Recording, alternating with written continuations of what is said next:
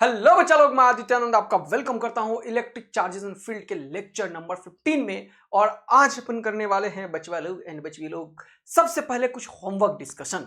जो क्वेश्चन मैंने आप लोगों को दिया था पहले वो बात करेंगे, फिर पढ़ाई करेंगे अपन न्यूट्रल पॉइंट का, फिर पढ़ेंगे अपन ग्राफ्स। बहुत सारे इलेक्ट्रिक फील्ड का जो ग्राफ होता है वो आज हम बनाना सीखेंगे और फिर पढ़ेंगे इलेक्ट्रिक फील्ड लाइंस। तो चलिए शुरू करते हैं धुआंधार सा काम। सबसे पहले करते हैं क्वेश्चन जो आपको दिया था। ये क्वेश्चन बहुत बार आ चुका है बहुत सारे एग्जाम में, ऑल्दो ये नीट का पीवाईक्यू है। चलिए जल्दी से इसको फोड़ते हैं। बोल रहा a toy car with charge Q, ध्यान से सुनना, charge Q moves on a frictionless horizontal plane. एक फ्रिक्शनलेस हॉरिजॉन्टल प्लेन है, इस पे एक टॉय कार है। मान लो ये हम ना क्या है, टॉय कार है। ये क्या चल रहा है, इसके ऊपर चार्ज क्यू है। ओके, बहुत शानदार। अब बोल रहा है under the influence of a uniform electric field ई। अब यहां पे एक ई इलेक्ट्रिक फील्ड देने के चलते क्या हो गया, इसके ऊपर एक फोर्स लगने लगेगा क्यू इंटू ई, जिसके चलते एक्सेलरेशन आएगा और उस एक्सेलरेशन के चलते इसमें वेलोसिटी में चेंज आएगा। ऐसा हमने समझा। आगे पढ़ते हैं क्या बोल रहा है। बोल रहा है क्या, जल्दी से बताओ। On a horizontal surface under the influence of a uniform electric field E due to the force Q E its velocity increases. ये भी वही बोल रहा है, from 0 to 6 metre per second in 1 second. बहुत शानदार। शुरुआत में इसका जो इनिशियल वेलोसिटी है वो 0 था, थोड़ी देर के बाद इसका इनिशियल फाइनल वेलोसिटी जो हो गया वो कितना हो गया, जल्दी बताओ, 6 मीटर पर सेकेंड। और टाइम इसमें कितना लगा, 1 सेकेंड का। तो हमें बहुत अच्छा इसने बता दिया कि इस इलेक्ट्रिक फील्ड के चलते जो इस पार्टिकल में, ये टॉय कार में एक्सेलरेशन आ रहा होगा वो हम निकाल सकते हैं। क्योंकि एक्सेलरेशन का डेफिनेशन क्या होगा, final velocity minus initial velocity divided by time interval. Final velocity कितना है 6, इनिशियल कितना है 0, टाइम इंटरवल कितना है 1। कितना हो गया, 6 मीटर पर सेकेंड का इसका क्या निकल गया, स्क्वायर का एक्सेलरेशन। बहुत शानदार। अब जरा एक बात बताओ तुम लोग मुझे, क्या तुम ये बता सकते हो ये इतने देर में कितना डिस्टेंस कवर किया होगा, ये बता सकते हो क्या? हाँ सर, फाइनल वेलोसिटी पता चल गया, इनिशियल वेलोसिटी पता चल गया और एक्सेलरेशन पता है। We square you square 2as लगा दो तो हमें तुरंत से क्या निकल जाएगा, ये डिस्टेंस 1 सेकेंड में ये टॉय कार ने कितना कवर किया। चलिए निकालते हैं ये डिस्टेंस टॉय कार ने 1 सेकेंड में कितना कवर किया। Let this distance be D.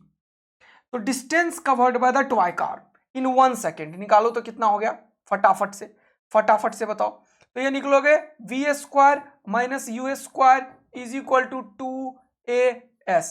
ये जो s है इसको हम लिख दे रहे हैं क्या, d। ये d हमें निकालना है।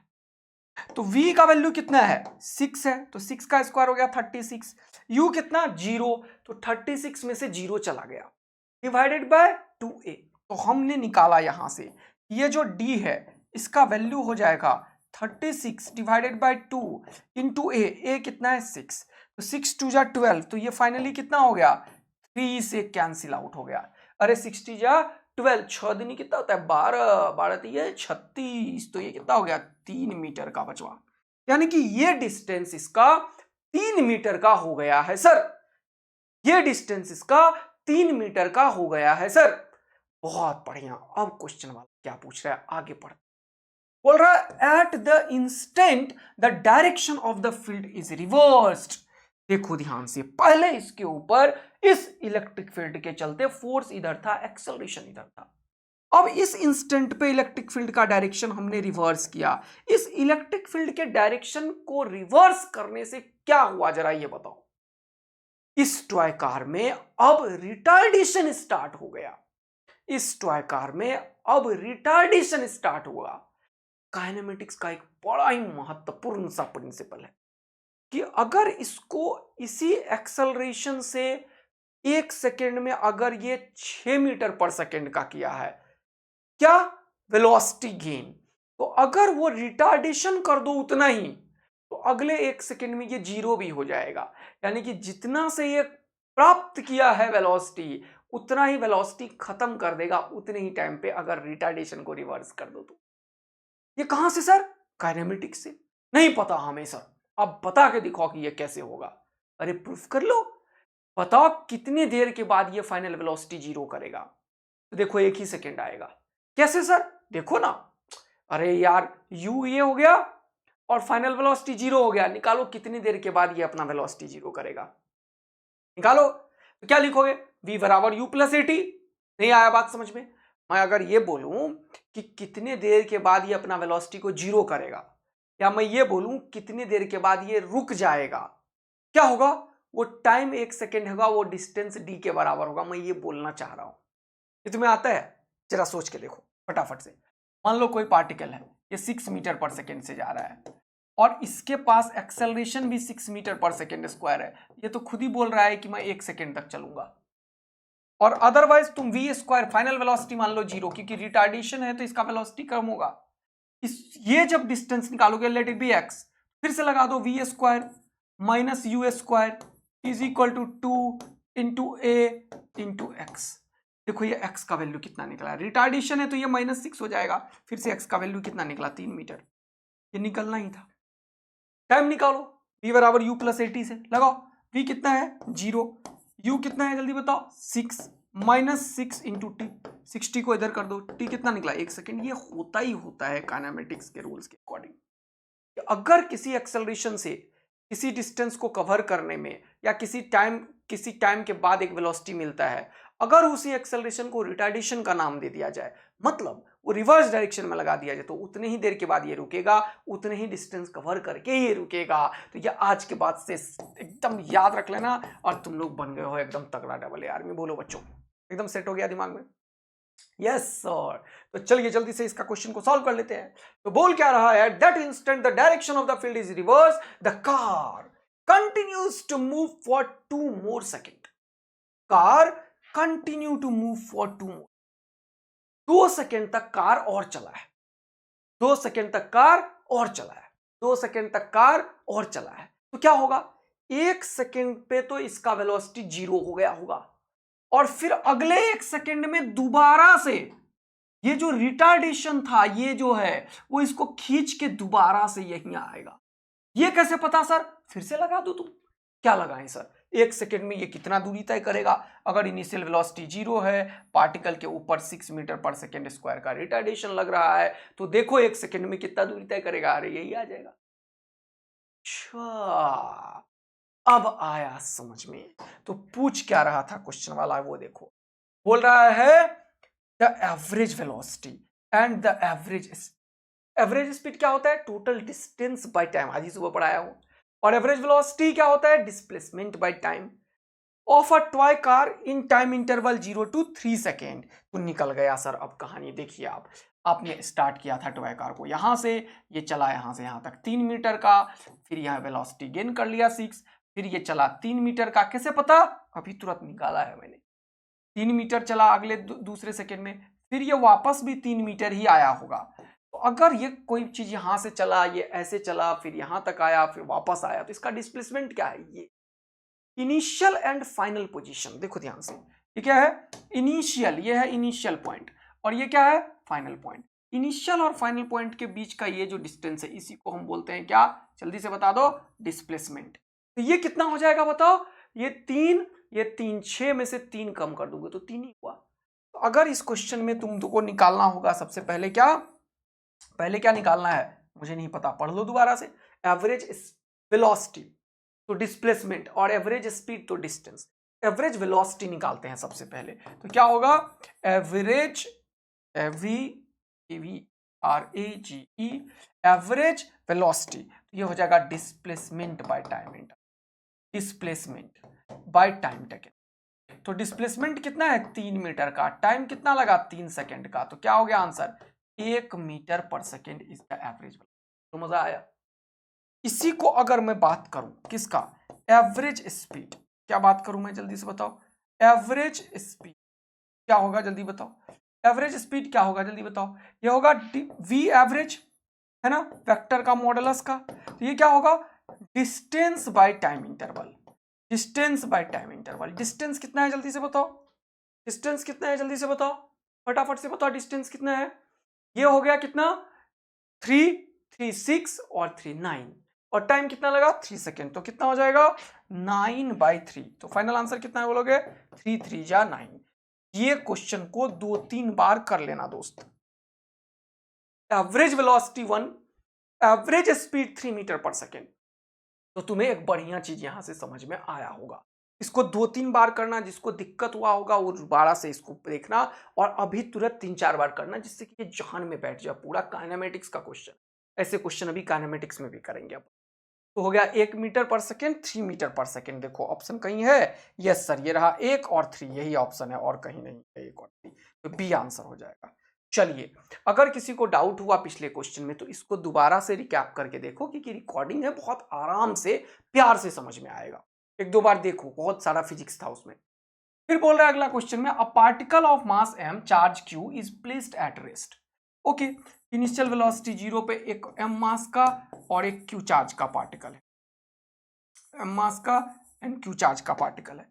अब देखो, in a uniform electric field E, अब इसको रख दिया एक यूनिफॉर्म इलेक्ट्रिक फील्ड E में। बहुत मजा आया। बोल रहा है एंड देन रिलीज्ड, बोल रहा है the kinetic energy attend bye the particle after moving a distance y। ये डिस्टेंस कितना कवर किया? y डिस्टेंस कवर किया। अब पूछा बता यहाँ पे काइनेटिक एनर्जी कितना है। अब इस क्वेश्चन में मैं तुम्हें डबल ए आर्मी बनाना चाहता हूँ। क्या बनाना चाहता हूँ? Double A army. तो इसमें डबल ए आर्मी कैसे बनोगे? जब इसको 2 मेथड से तुम क्वेश्चन सॉल्व करोगे। पहला मेथड इधर, दूसरा मेथड इधर। बोलो मजा आया क्या? हाँ सर। पहला मेथड डबल ए आर्मी वाला है, वो डालो तुरंत। यहां पे एक थ्योरम है, वर्क एनर्जी थ्योरम, ये लगा दो। ये बोलता है work done by all types of forces is equal to change in kinetic energy. खटाक से आंसर आ जाएगा, क्योंकि वर्क क्या होता है? Force into displacement. अगर ये क्यू चार्ज का इलेक्ट्रिक फील्ड ई है, इसके ऊपर एक फोर्स लगेगा इधर की तरफ क्यू इंटू ई। बोलो यही सिखाया है मैंने। ये फोर्स हो गया और डिस्प्लेसमेंट ये हो गया, तो वर्क डन कितना होगा? Q E Y. यही क्या होगा? Change in kinetic energy. क्योंकि इनिशियल वेलोसिटी 0 है तो फाइनल काइनेटिक एनर्जी ही फाइनल आंसर होगा, क्योंकि इनिशियल काइनेटिक एनर्जी कुछ है ही नहीं। तो चेंज इन काइनेटिक एनर्जी होता है, याद रखना, ये kinetic energy final minus kinetic energy initial. लेकिन इस क्वेश्चन में काइनेटिक एनर्जी इनिशियल 0 है, तो फाइनली काइनेटिक एनर्जी फाइनल जो है वो कितना है बेटा? Q E Y.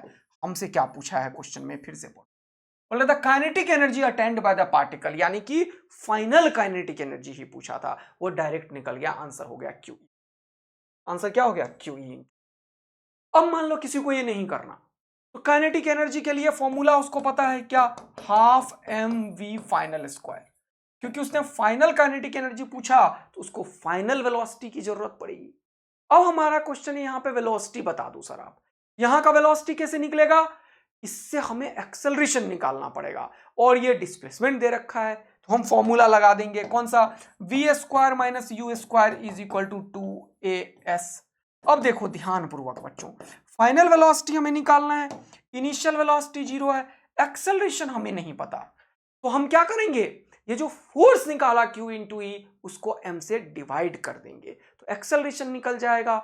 डिस्प्लेसमेंट हमें y पता है, तो देखो ये वी स्क्वायर का ही वैल्यू निकाल लो। यस 2, ये हो गया क्या? क्यू ई बाय एम, और ये जो है ये कितना है? y। This is what? Velocity का स्क्वायर। तो हमें क्या निकालना है मेरे दोस्त? Kinetic energy sir. तो काइनेटिक एनर्जी निकाल देते हैं फाइनल वाला, कितना होगा? Half M into V square. V square मतलब ये 2 into Q E by M और इंटू वाई। देखो मजा आया क्या? अब तुम बोलोगे यहां से खपाच खपाच टकाक टकाक, आंसर क्या हो गया? Q E into. तो तुम मेथड 2 भी यूज कर सकते हो और मेथड 1 भी यूज कर सकते हो। मेथड 1 में अगर किसी को दिक्कत है तो हम ये सब वर्क एनर्जी पावर वाले चैप्टर जो पढ़ेंगे उसमें ये सब चीज समझ में आएगा। वैसे सिंपल सा एक थ्योरम है कि इस दुनिया में जितना भी किसी ऑब्जेक्ट के ऊपर वर्क हो रहा है, चाहे कोई भी फोर्स लग रहा हो, इंटरनल फोर्स, एक्सटर्नल फोर्स, अरे दुनिया का कोई भी फोर्स, उन सब का वर्क लिखो लेफ्ट साइड में, और राइट साइड में चेंज इन काइनेटिक एनर्जी लिखो, यह है वर्क एनर्जी। ओके, एक्चुअल में ये we square you square 2s का ही दूसरा रूप है, टेंशन मत लो, सब आ जाएगा समझ में। और यहां से फाइनल वेलोसिटी निकाल के ये काम कर दो तो भी Q E into Y answer आ जाएगा। तो कितना आंसर हो जाएगा? Q E into Y is the final answer. यही चीज यहां पे भी निकला, यही चीज यहां पे भी निकला, यही चीज तुमने टिक किया। चलो सर, मजा आया होमवर्क करके।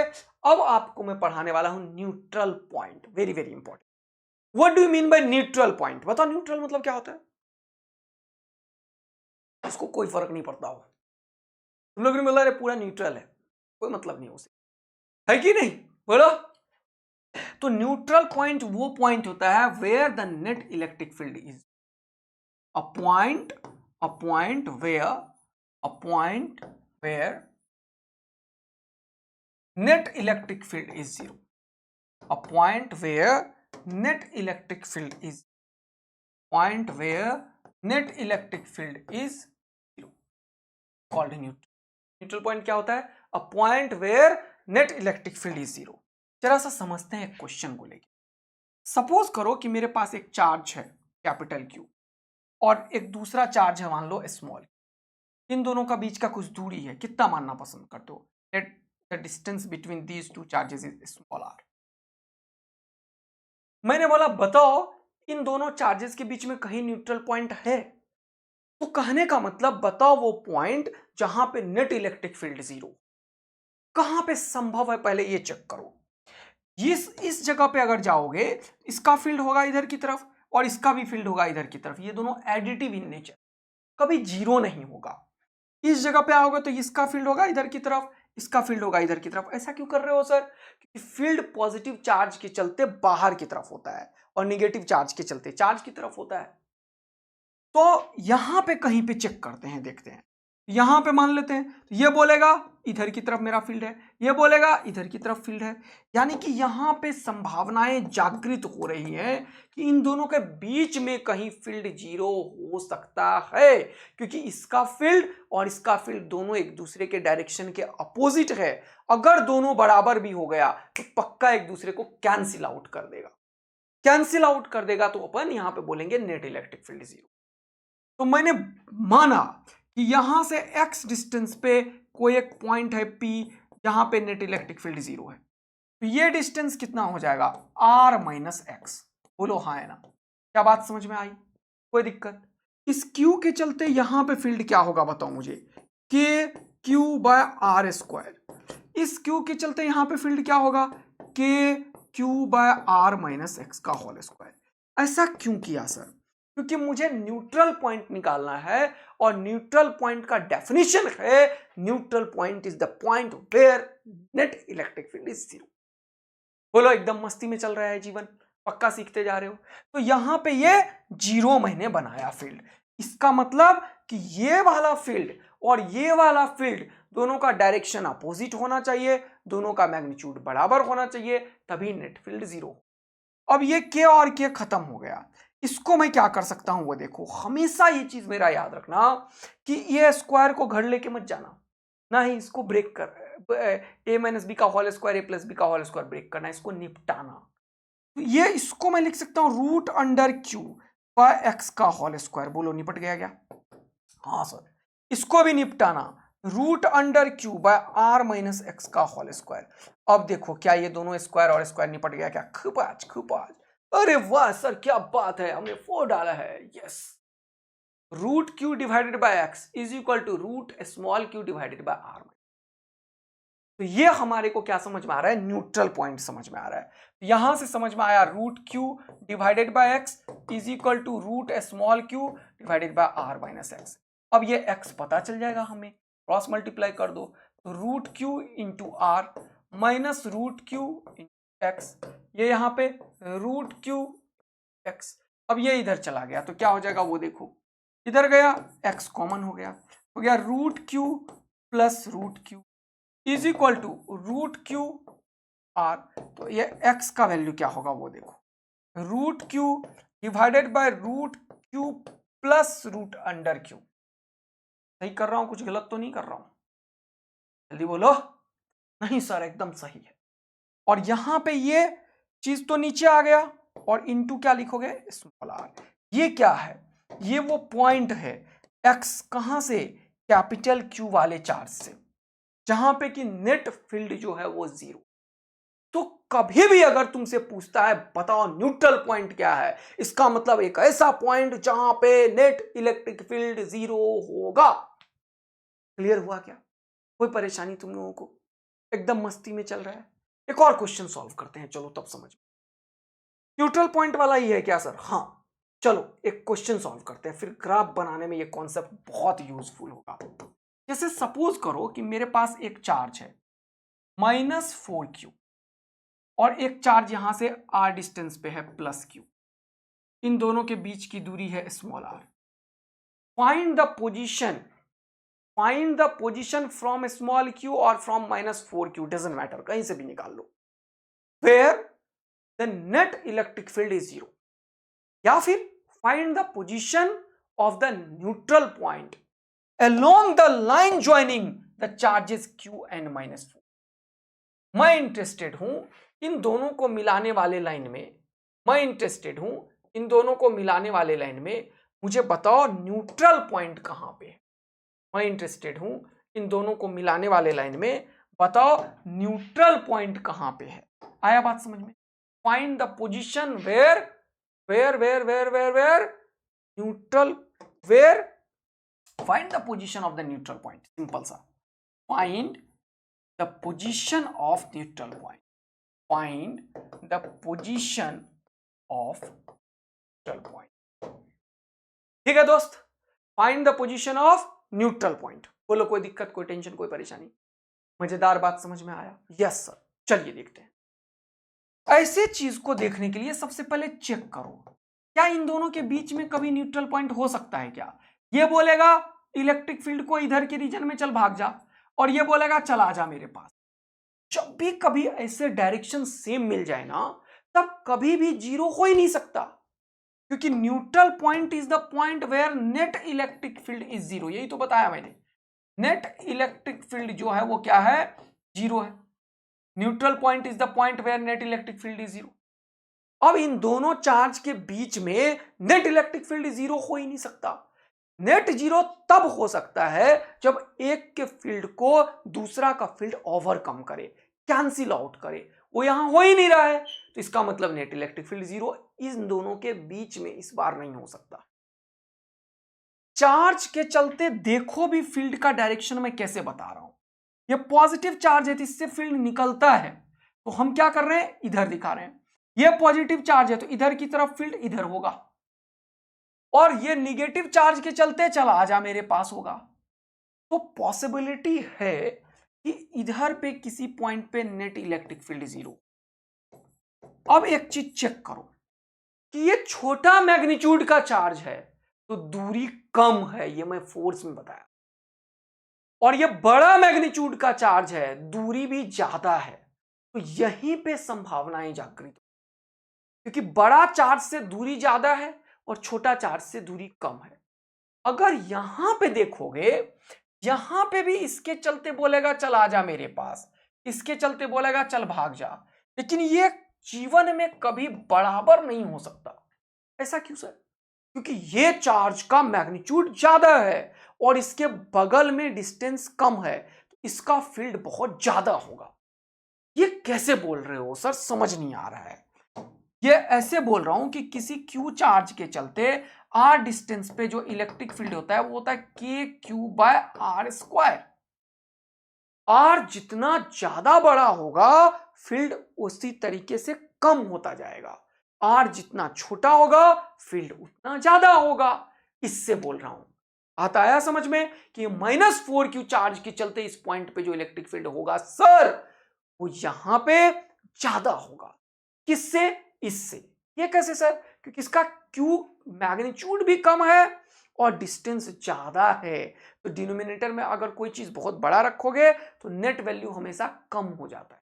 तो यहां पे न्यूट्रल पॉइंट नहीं मिल पाएगा, डायरेक्शन अपोजिट होने के बावजूद भी, क्योंकि जो छोटा चार्ज है उससे डिस्टेंस ज्यादा है।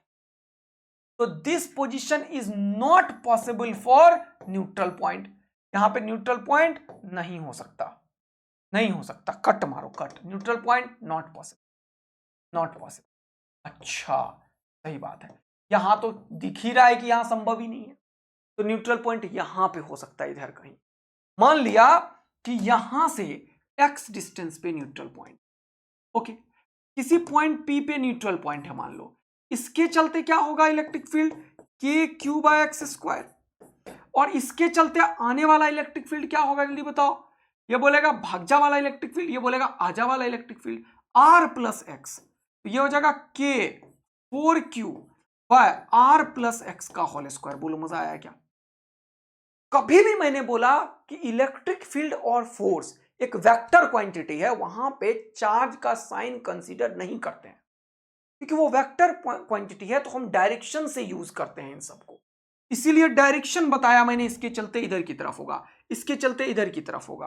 अब देखो जल्दी से फटाफट इन दोनों को, ये के से के निपट गया, ये क्यू से क्यू निपट गया, ये हो जाएगा 1/x का होल स्क्वायर। मैं बार बार बच्चों को ये चीज समझाता हूं, ये स्क्वायर घर लेके मत जाना, यही निपटाना। ये 4 को क्या लिखोगे बेटवा, 2 divided by R plus X का होल स्क्वायर। वाह वाह वाह सर, क्या बात, मस्त वाला मजा आएगा। अरे आया बात समझ में, बोलो बेटा, कोई दिक्कत, कोई टेंशन, कोई परेशानी नहीं सर, एकदम मस्त वाला मजा आ रहा है। अब ये खपाच टकाक, तो ये क्या हो जाएगा, 1/x is equal to 2 divided by R plus X. तो ये हो जाएगा आर प्लस एक्स इधर, ये 2x इधर, क्या लिखोगे, R plus X is equal to 2x। तो यहां से ये x उधर गया, x का वैल्यू हो गया r। देखो कितना मजा आया। यहां से एक डबल ए आर्मी बन जाओ, फटाक से डबल ए आर्मी बन जाओ जल्दी से। क्या सर, तुम ये बताओ मुझे मेरे दोस्त कि कहां पे न्यूट्रल पॉइंट मिला, स्मॉलेस्ट चार्ज के मैग्नीट्यूड के बगल में। जब भी कभी ऐसा कभी होता है कि दो चार्ज का साइन डिफरेंट हो, एक का हैवियर मैग्नीट्यूड हो, क्या छुटकी मैग्नीट्यूड, तो neutral point is always near the smaller charge, smaller magnitude charge.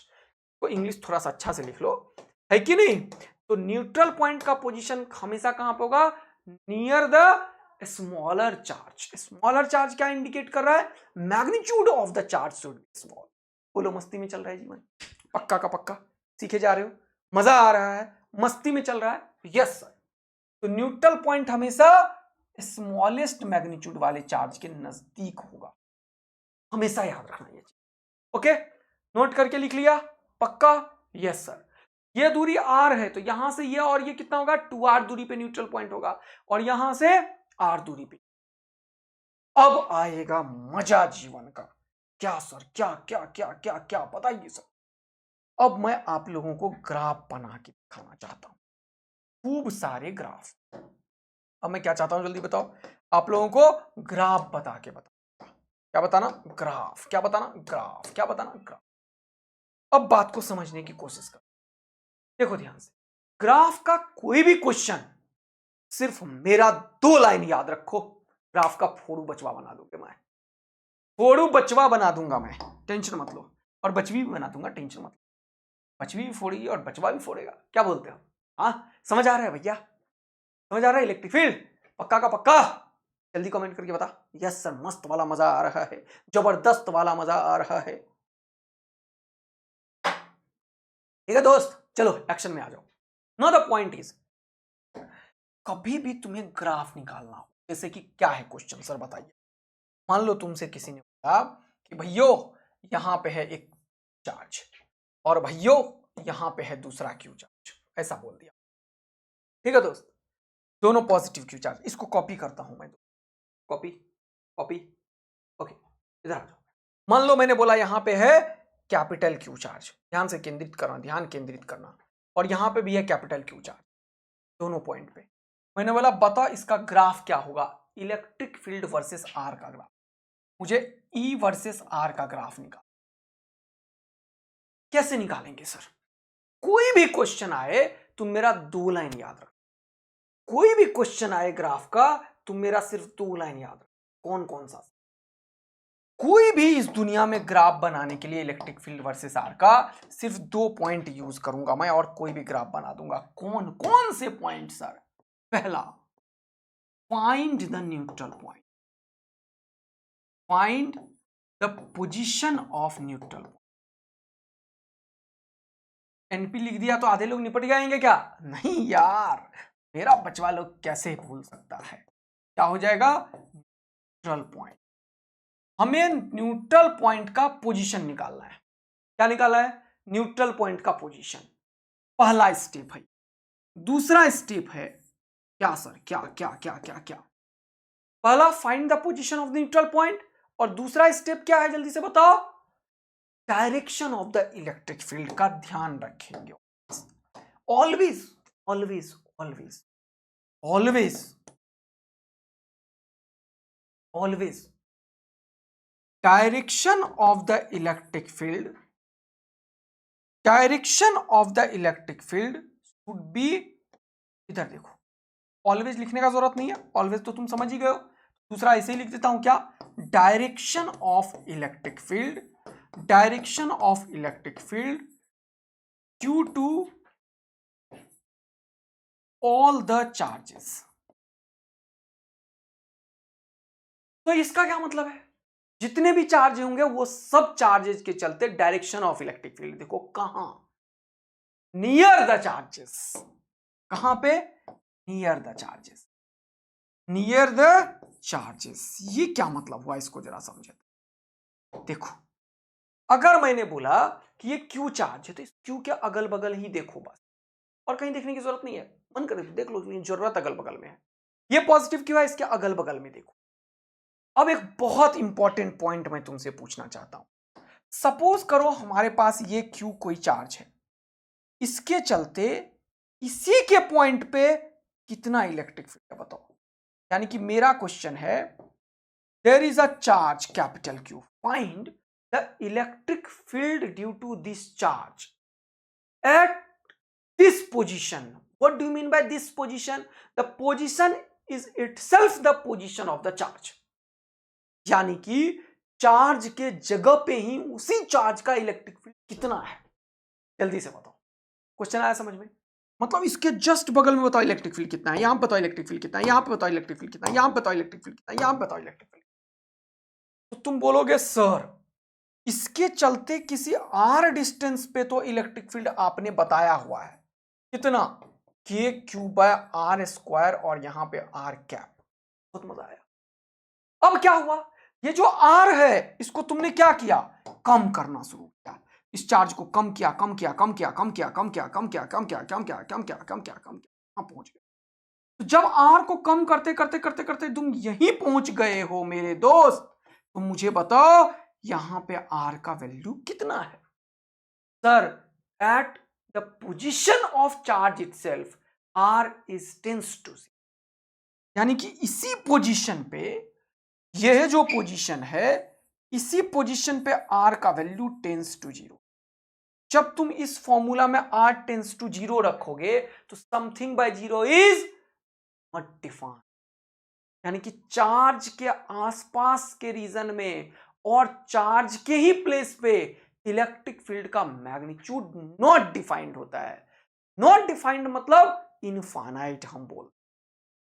अच्छा, और एक्चुअल में इनफाइनाइट है, कितना है हम नहीं बता पा रहे हैं, क्योंकि इस चार्ज के बगल में हाईली कॉन्सेंट्रेटेड फील्ड लाइंस होंगी और उसका ताकत बहुत ज्यादा होगा।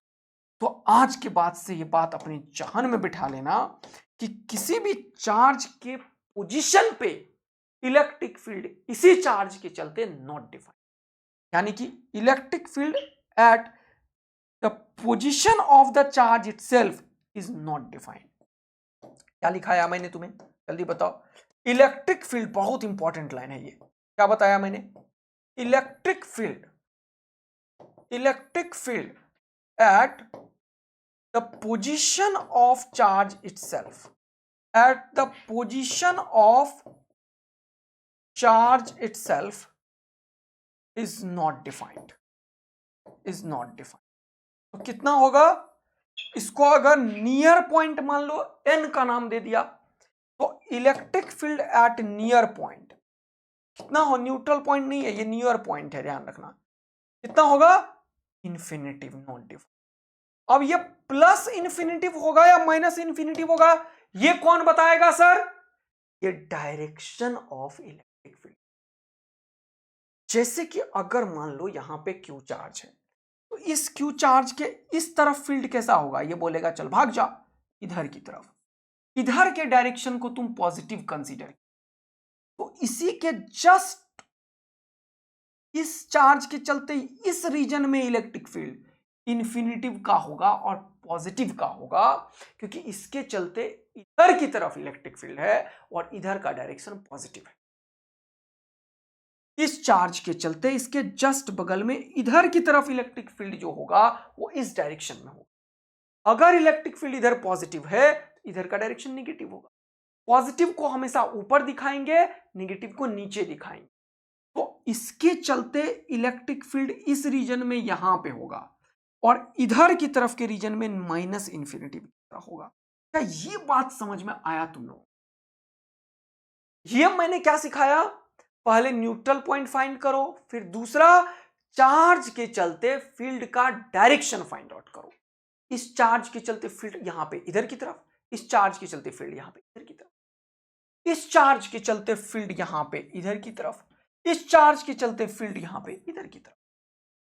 फिर से देखो, इस चार्ज के चलते इधर की तरफ फील्ड है, इधर का फील्ड पॉजिटिव है इसलिए ऊपर की तरफ फील्ड, और इसके चलते इधर की तरफ फील्ड है, इधर की तरफ फील्ड यानी कि माइनस होगा। हमेशा जब भी तुम किसी चार्ज के आसपास के रीजन में फील्ड देखते हो तो सिर्फ इसके चलते देखो। हमेशा जब भी फील्ड तुम चार्ज के आसपास के रीजन में देखते हो तो सिर्फ उसी को देखो, बाकी को देखने की जरूरत। अच्छा, तो मैंने क्या क्या सिखाया?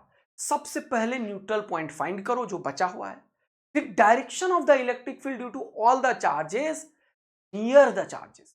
तो इसके चलते इसके आसपास में निकालो, उसके चलते उसके आसपास में निकालो, कैसा होगा? उससे हमें डायरेक्शन पता चल जाता है कि ऊपर होगा या नीचे होगा, तो इन्फिनिटिव। अब एक चीज और सीखो, अगर इस चार्ज के चलते इनफाइनाइट डिस्टेंस पे मैं पूछूं इलेक्ट्रिक फील्ड का स्ट्रेंथ कितना है, ताकत कितना है, तो यह आर का वैल्यू हो जाएगा इन्फिनिटिव। जब आर का वैल्यू इन्फिनिटिव रखोगे तो something bye infinitive is zero, something bye infinitive is zero.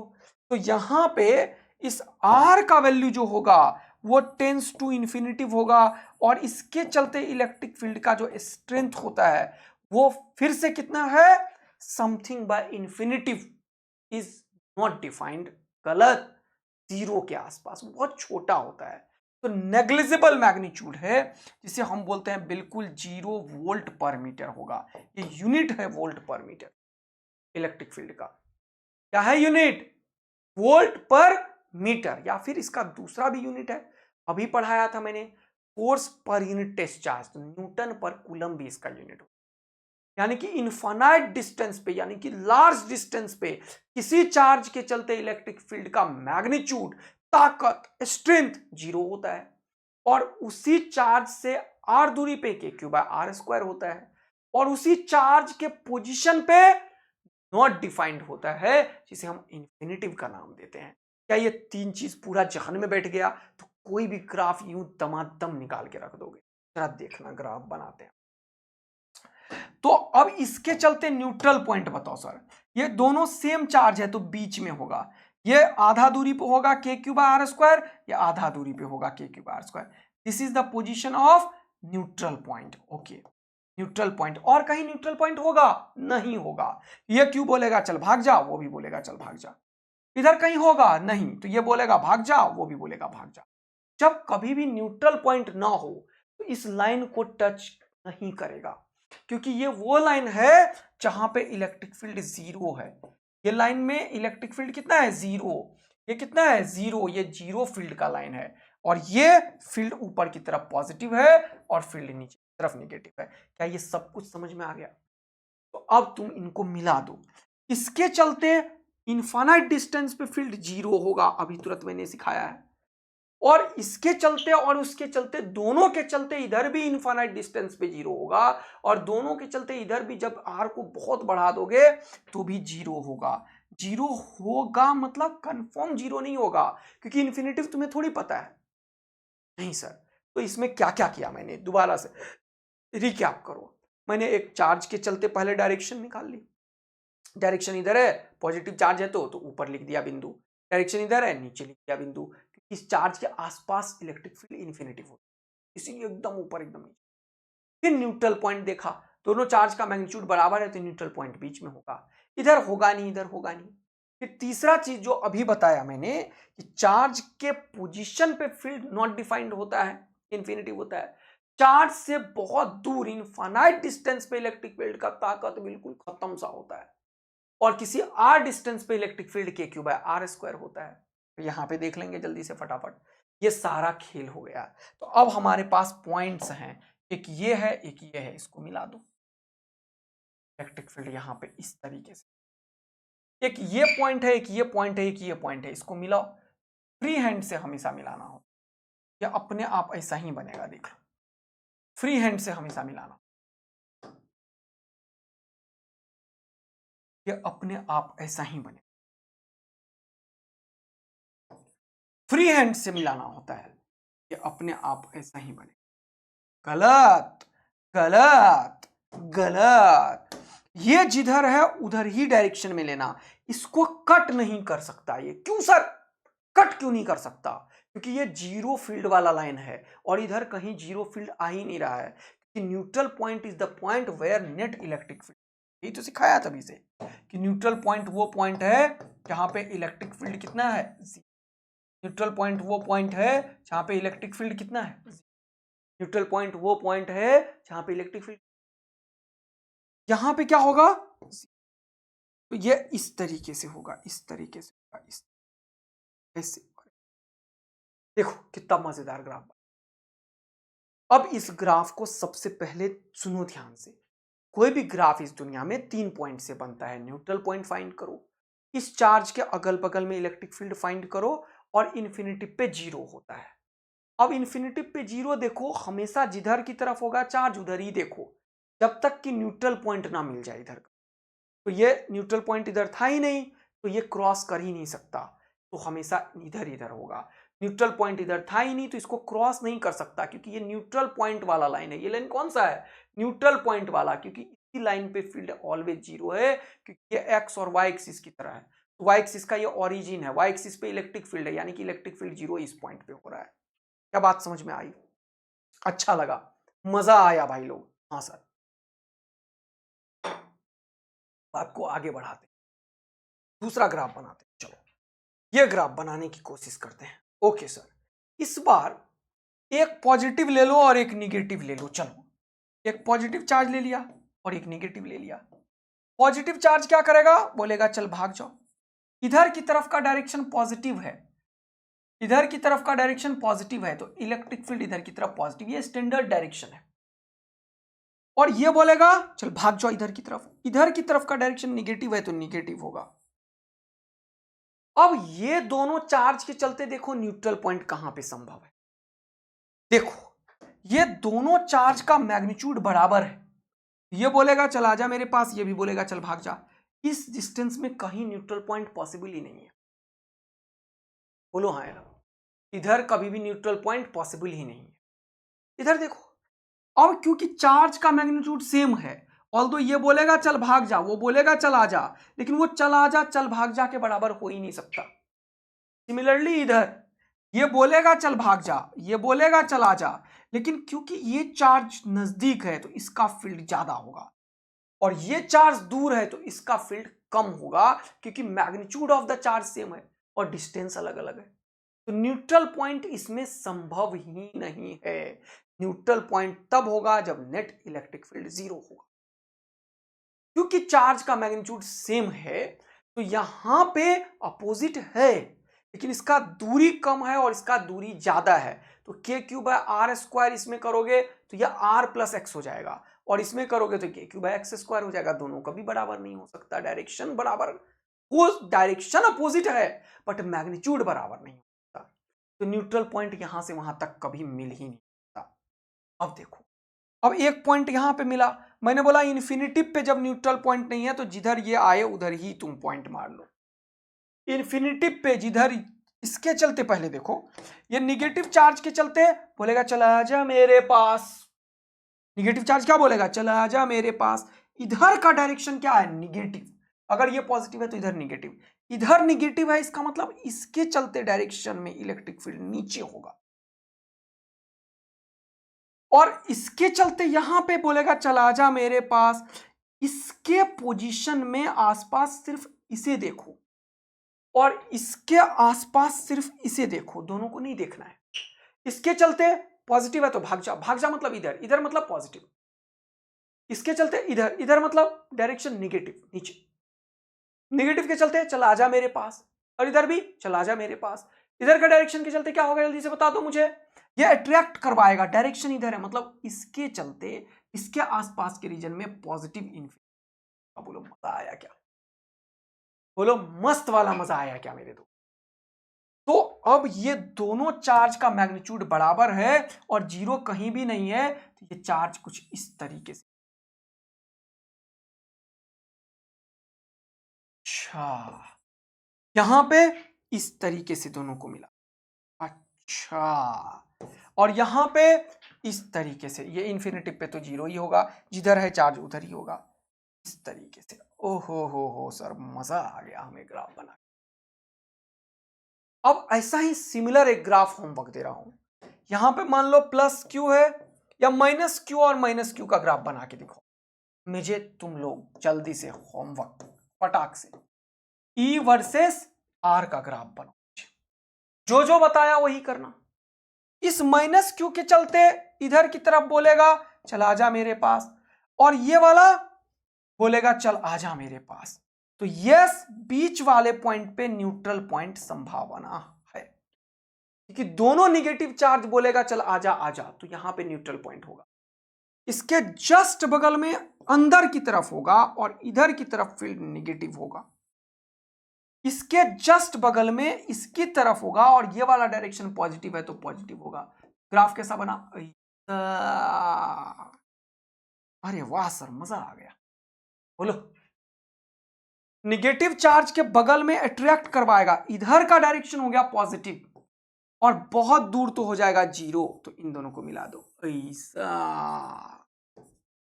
Negative charge के इधर की तरफ फील्ड होगा आ जाओ मेरे पास, ये वाला डायरेक्शन है पॉजिटिव, क्योंकि सॉरी इसके चलते इधर का डायरेक्शन पॉजिटिव, इधर का डायरेक्शन निगेटिव, इसके चलते इधर का डायरेक्शन पॉजिटिव इसलिए ऊपर, लेकिन इधर जब फील्ड आएगा तो ये अट्रैक्ट करा नहीं, इधर का डायरेक्शन नेगेटिव, इधर होगा नीचे चे चे और इन्फिनिटी पे जीरो, तो कैसा ग्राफ होगा ऐसा।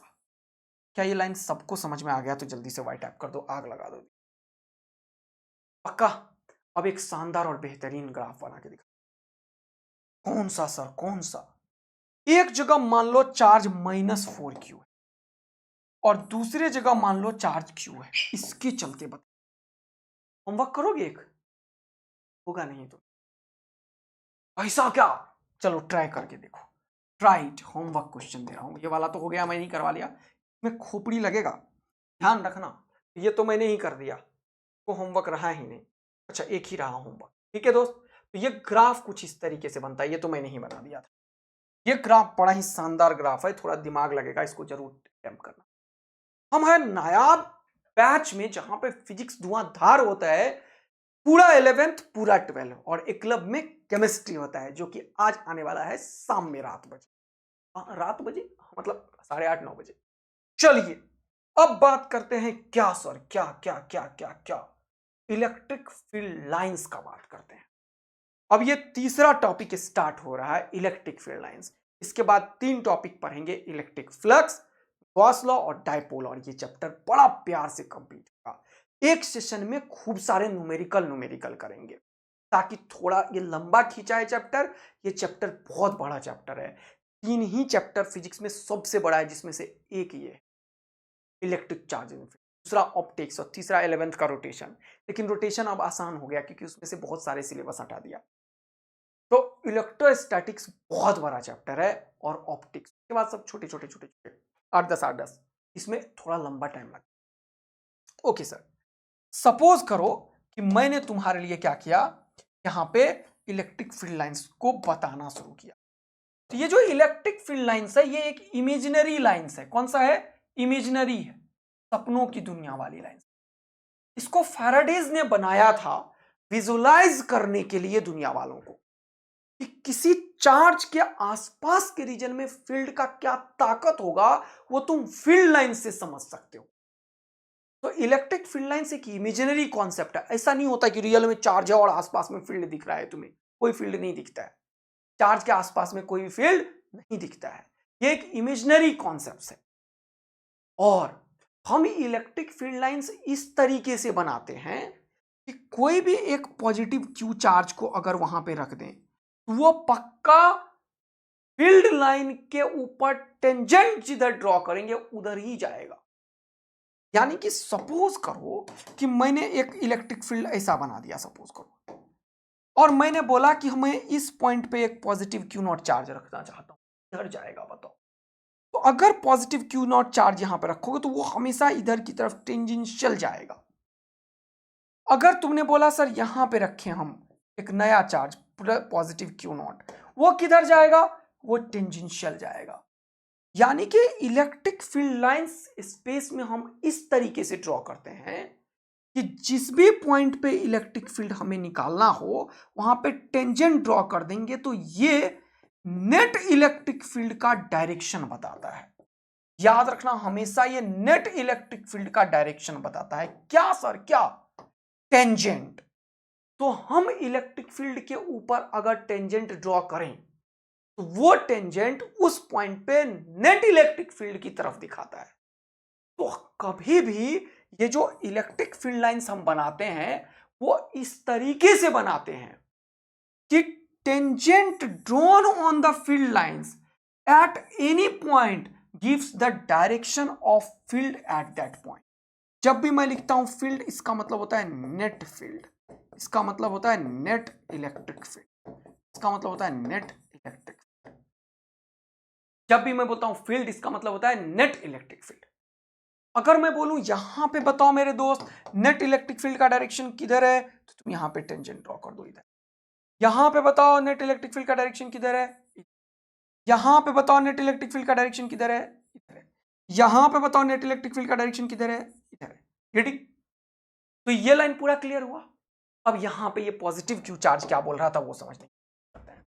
Electric field lines are imaginary curves drawn in a region of space-time along which a free positive charge would move if allowed to do so। यानी कि अगर कोई फील्ड लाइंस मैंने बनाया और कोई भी एक पॉजिटिव चार्ज को यहां रखा वो बिल्कुल मूव कर जाएगा इधर की तरफ। इधर, इस पॉइंट पे इधर की तरफ, इस पॉइंट पे इधर की तरफ, इस पॉइंट पे इधर की तरफ, इस पॉइंट पे इधर की तरफ।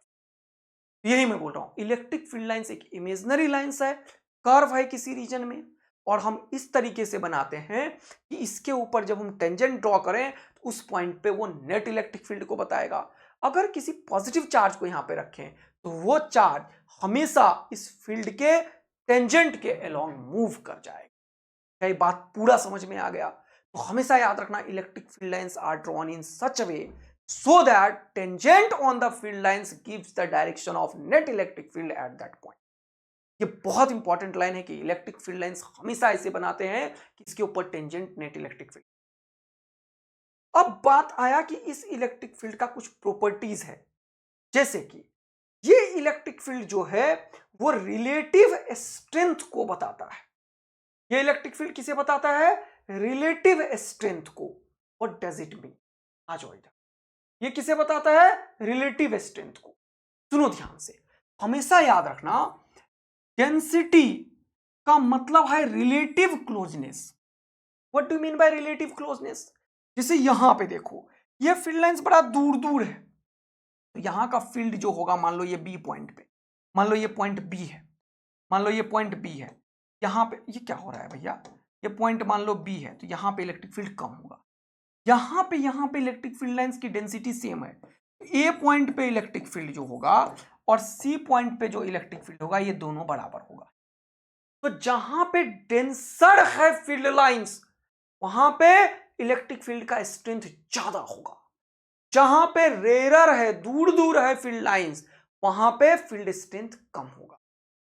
तो ये जो डेंसिटी है, relative closeness of the field lines is directly proportional to the magnitude of the field.